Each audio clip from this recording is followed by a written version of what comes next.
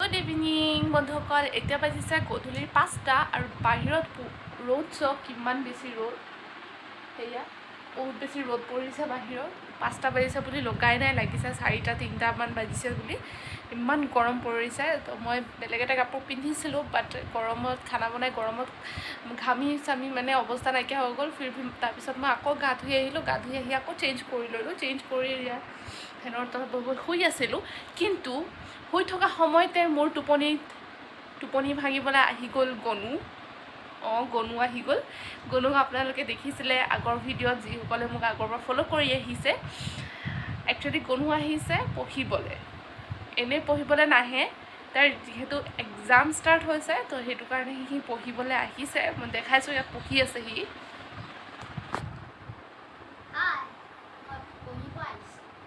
Exam দিব আহিছোঁ কোৱা।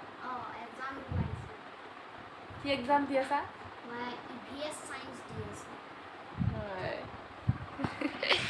এক্সাম দিবলৈ আহিছে EVS ছায়েন্স, আৰু মই তাক শুই শুই পঢ়াই আছোঁ, হয়নে? কাৰণ মোৰ টোপনি ভাঙিলেহি, সেইটো কাৰণে শুই শুই পঢ়াই আছোঁ মই তাক।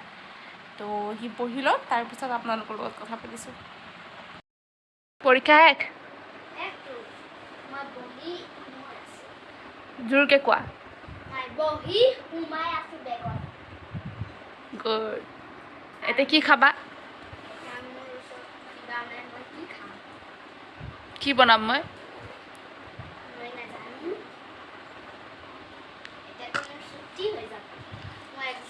তোমাক কৈছিলোঁ নহয় চাহ খাই যাবলৈ। ভকৰাম ষ্টুপিড। বৰ্তমান বনাই আছোঁ মিঠা পকৰি, গধূলি খাবলৈ স্নেক্সত। নিজে ইনভেণ্ট কৰিছোঁ এইটো পকৰি। খোৱাৰ টাইমত দেখাম বাৰু। এতিয়া গধূলি 6:30 আৰু আমি চাহ লৈ বহিছোঁ বৰ্তমান। খাবলৈ ভালেই হৈছে। আমি ৰিভিউটো লৈ লওঁ, মিঠা পকৰি ৰিভিউটো আমাৰ গনুৰ পৰা। চাওঁ কি কয় সি। পকৰি এটা খাই চোৱা, কেনেকুৱা হৈছে ক'বা।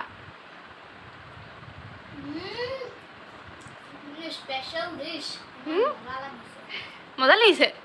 ভালেই লাগিছে? মই পাৰোঁ ন নতুন নতুন বস্তু ইনভেণ্ট কৰিবলৈ? পাৰফেক্ট। ভাল পাইছে খাই, মোৰো ভাল লাগিছে খাই।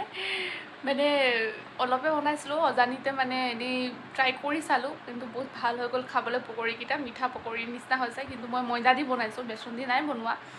খাবলৈ ভাল আছে। আমি চাহটো খাই লওঁ, তাৰপিছতে কথা পাতিছোঁ।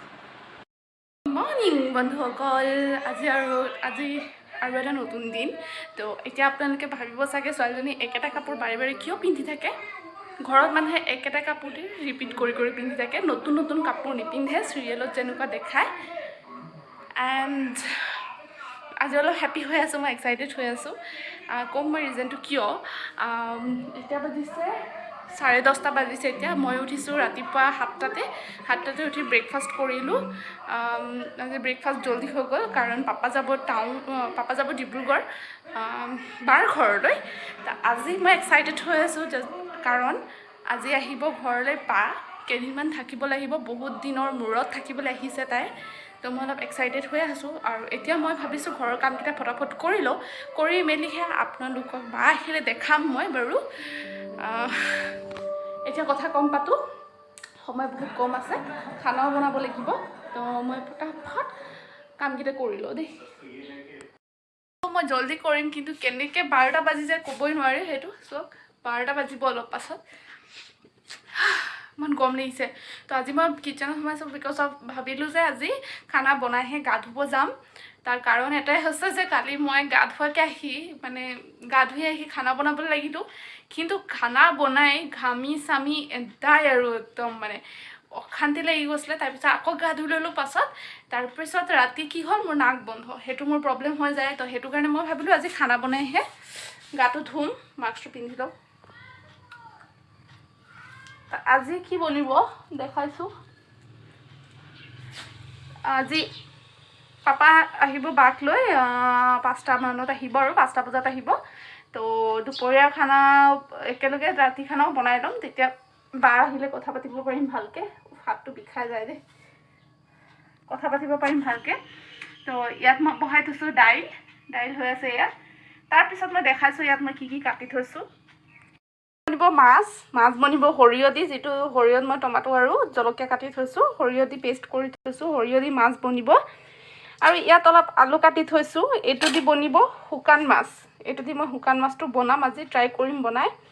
আৰু ইয়াত মই কাটি থৈছোঁ কি কয় কোমোৰা, অলপ নিমখ দি থৈছোঁ, অলপ এক্সেছ পানীটো ওলাই আহিব। পানী কোমোৰাটো বৰা হ'ব, বেচন ইয়াত গুলি থৈছোঁ। লগতে মই ইয়াত পিঁয়াজ কাটি থৈছোঁ, নহৰু চুলি থৈছোঁ, এইফালে পিঁয়াজ পেষ্ট কৰি থৈছোঁ অলপ, আৰু একো নাই এইকেইটাই। এইটো কিহৰ কাৰণে বাৰু, এইটো শুকান মাছৰ কাৰণে। এইটো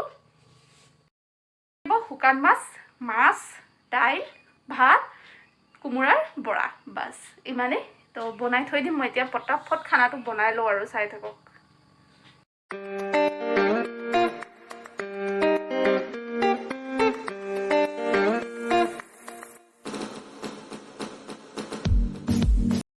আছে তেতিয়ালৈকে মই কিবা এটা খাই লওঁ, কিবা এটা মানে আছে কল খাবলৈ, কলে খাব লাগিব আৰু। কল কল কল কল কল কল এবিধ ফল। টিভি চাম এতিয়া দেই।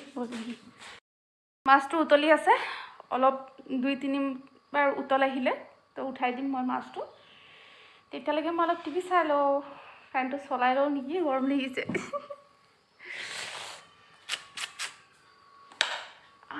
নাও অলপ ৰিলেক্স। আজি জল্দি খানাটো বনাম, খানাটো বনাই অলপ ৰেষ্ট কৰিম, জল্দি খাম। কাৰণ গনু আহিব পঢ়িবলৈ, মাছটো পিন্ধি কথা পাতিছোঁ, গনু পঢ়িবলৈ আহিব। ঘৰত থাকিলে মোৰ কামিয়াল মানুহৰ নিচিনা লাগে দেখিবলৈ। ৰিমটটো ক'ত গ'ল, কি কৈ আছিলোঁ, চলাই লওঁ।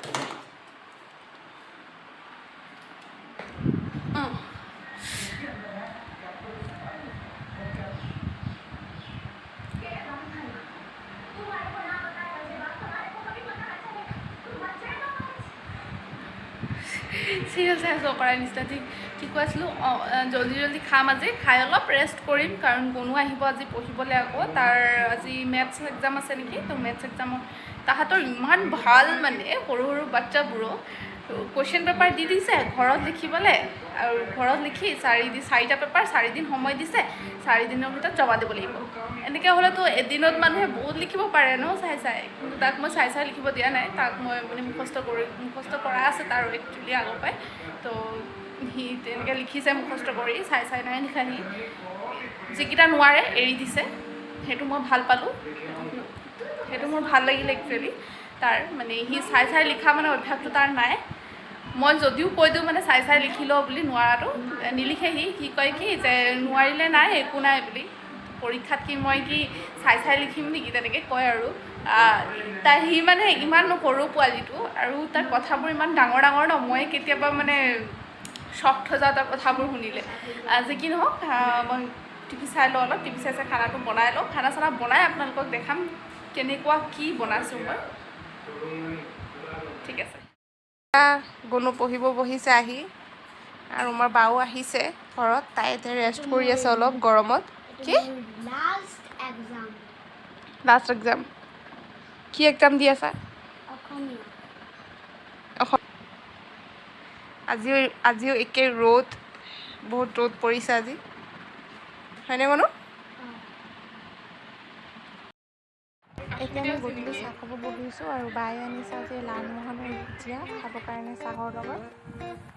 এইফালে বাও খাই আছে।